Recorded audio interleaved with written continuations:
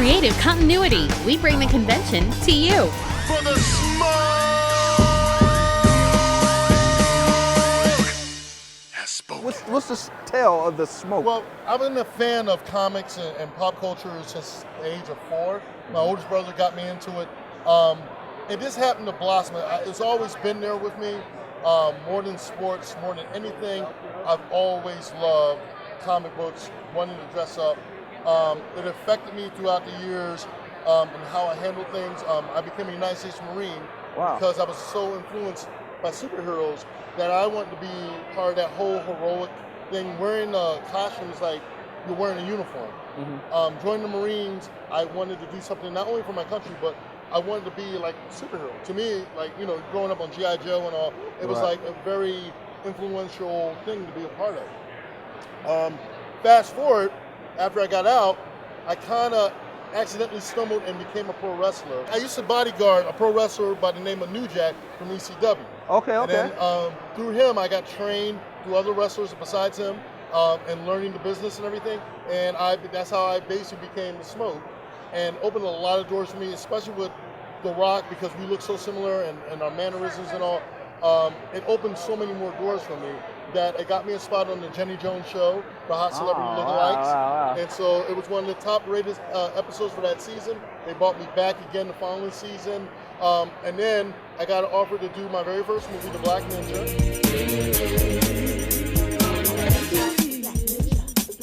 I played this really over-the-top character, had a lot of fun doing it. And the next thing you know, I'm doing appearances for Comic-Cons and everything. And it opened so many more doors. Before you know it, I had an offer from Big City Comics, Jeff Kaufman, to be in his comic book series. And so that was the first time I was an actual comic book character, where I played as a 400-year-old vampire. In fact, Tainted, the graphic novel, done by Chris Cross from DC Marvel. He did the artwork, Jeff Kaufman wrote the story, and I'm the featured character in the book. Dan Didio from DC Comics officially made me a character, Freight Train from The Outsiders. So that was a major honor. And then me and my wife were also in George Press's series Siren. Then it took it to the next level. I became host on Heroes of Cosplay on the Sci-Fi Channel. For last season and all. So I worked, me and Yaya Han teamed up together. I have a lot of series, of film series and fan films that I do. I have a production company called Together Brothers Productions. It basically was established by myself and 4 other cosplayers. We wanted to do films and bring our characters to life, and it kind of branched off. And basically, I have a new series, Star Trek series called Trek Isolation. It is a spinoff of the ongoing series Starship Farragut, which has been around for over 10 years, done successful. It had a lot of major people in it. They branched from working with people from Star Trek Continues, Star Trek New Voyages. They used their studios and all. So I had the opportunity to film my first prequel, which is called Change of Command. That's online right now, and it's done really well. And recently, myself and Dave Turner, who are the creators of the show, we recently just had a major superstar or legend in our series, and that's Stan Lee. We brought you here because we feel you should be in that chair. Who are you dressed as today? This suit was inspired, I work with a lot of different costume companies. This shoot was inspired by Superhero Beatdown. They had Jason David Frank, who does the Green Ranger, White Ranger. He is doing a Superhero Beatdown series with Aaron Chirac from Bat and the Sun, and they're doing a short film, Ryu versus the Green Ranger. So this suit was inspired from that series. And Snake Pit Studios did the suit, the Black Ranger suit. This is my debut of it. This is a Mastodon shield that was originally created by me and the Philadelphia Power Rangers. See the helmet here?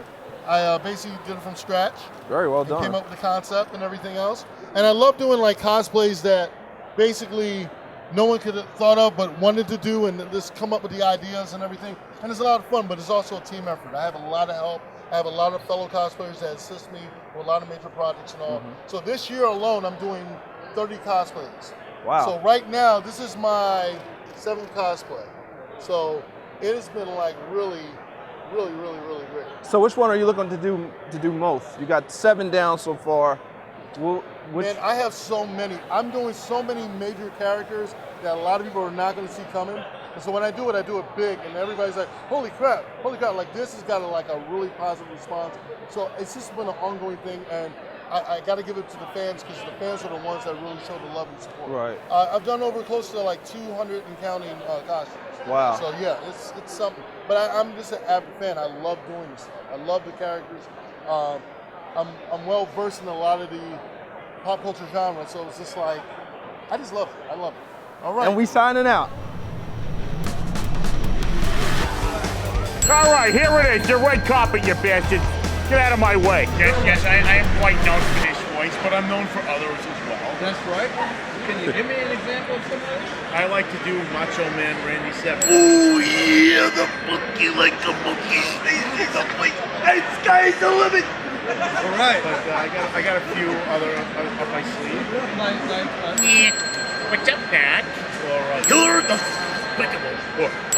Hey, rabbit. Well, I say nice ball, and the shot is a bowling ball. I'm going to move the earth. Isn't it wonderful? I got a lot. There's a lot of voices in my head, but they all have different voices. So when did you notice this ability, this talent? Oh shit! I mean, I was in like first grade. I was just trying to do voices. I loved it. I used to sit on my living room couch and watch Looney Tunes and just sit there with a carrot in my hand, going, "Yeah, what's up, Doc?"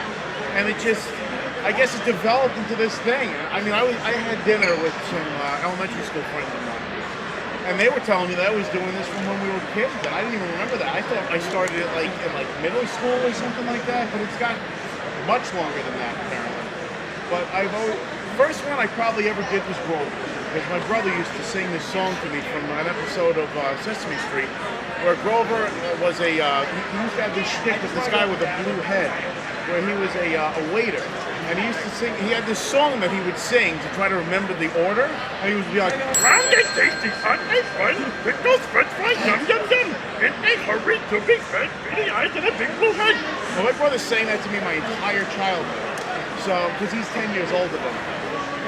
And from that, and from the scene in E.T. where the older brother was talking to him, he was like, "You have absolute power." Yes, I just thought that was the coolest thing. Like, a normal person could just do a cartoon voice like that. And from then on, it just flourished. I would just sit there and I'd be watching a cartoon, and I'd listen to the voice and see if I can do it. Sometimes I can, sometimes I can't. My favorite voice to do? I mean, I love there's one doing. you're tired of, but there's. Well, no, Peter Griffin's fun. Randy Savage is a lot of fun. I like to do the Emperor from Star Wars too. Take your weapon, strike me down with all of your hatred and your journey towards the dark side. And then there's always Sean Connery. That's Oh, that's I your- love I him. suddenly remembered my Charlemagne, but my homage be the rocks and the trees and the birds in the sky. Yeah, I just love doing voices. It's not just cartoons, it's real people too, you know. I like to do Christopher Walken once in a while, you know. It's a lot of fun. So what is it from here? What's the goal? Goal, I would love to become a voice actor. And every time I come to these conventions, my goal is to find as many voice actors as I can, try to pick their brains on how they got to where they are. And maybe about 3 or 4 months ago, there was a documentary made by John DiMaggio, who played Bender on Futurama. He's also Jake from Adventure Time. He put together this documentary about voice actors and exactly how they got to be, how they are, and it's called I Know That Voice.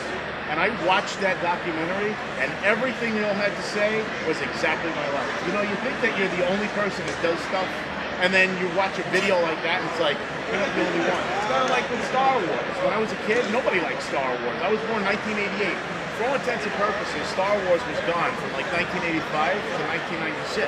So like a 11-year period, most of my childhood, because I was born in 1988, we didn't have Star Wars. It was just like a thing my brother and I shared. Because he was 10 years old and he had all the toys, he loved the movies. He raised me on it. When the movies came out on tape, I think when I was 2 or 3 years old, that was probably the first movie I ever saw and remember seeing. And now it's become this global phenomenon. It picked up momentum, and now it's in the talks of breaking all kinds of movie records. So and that's the beautiful thing about this geek culture, is that you never feel alone. I mean, even Waldo's not alone.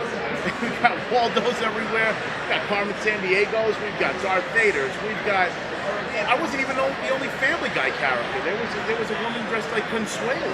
I didn't see her personally, but I heard she was walking around. People were showing me pictures.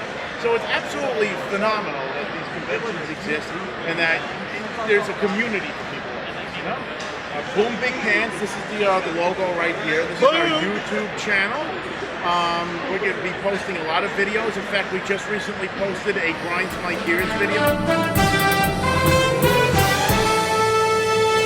You know what really grinds my gears? When there's an astrological phenomenon, and I freaking miss it every freaking time. Like, there's a blood moon, or there's some kind of asteroid that hasn't been here in 200 freaking years, but then it's overcast, or there's light pollution, and I freaking miss it every time. I can be like facing the wrong way. Oh, look, I blinked. Oh, did you see that one thing that one time? No, I didn't, because I freaking missed it every damn time. On Facebook, you can follow me also on Boom Big Pants, but then we also have the Real Life Peter Griffin public page.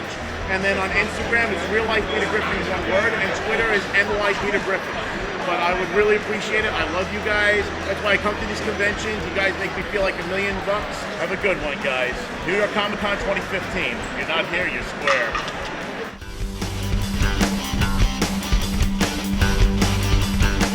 Again, here with the Smoke. Sorry, the Smoke. Eric, Mo, Ran, Des, Or better yet, as he wants to say, Eric the Smoke Moran. For people that want to know how to pronounce my name, I always tell them, Moran. Mo had ran to the store. There we go. Mo ran to the stove. Creative continuity, I'm here with Robert Franzese. Franzese, it's Franzese, you bastard. I'm sorry. And we're done. All right, and cut. Woo! When you poop in your dreams, you poop for real. The only rapper I know covers a Snickers bar. Well, a woman who kisses on the very first date is usually a hussy, and a woman who kisses on the second time out is anything but fussy. But a woman who kisses on the third time around, head in the clouds, feet on the ground. She's the one you're glad you found. She's your shapoopy, shapoopy, shapoopy, shapoopy. The girl that's hard to get. Shapoopy, shapoopy, shapoopy. But you can win and get. Well, no child, no gal. Anyone can see. Look at her now, she go gal. She only goes for me, squeeze. So once she is looking, gets me back that bed, she cooking. Much more for a path rubber. There gets on the way to supper. Don't rate me for show, Tito.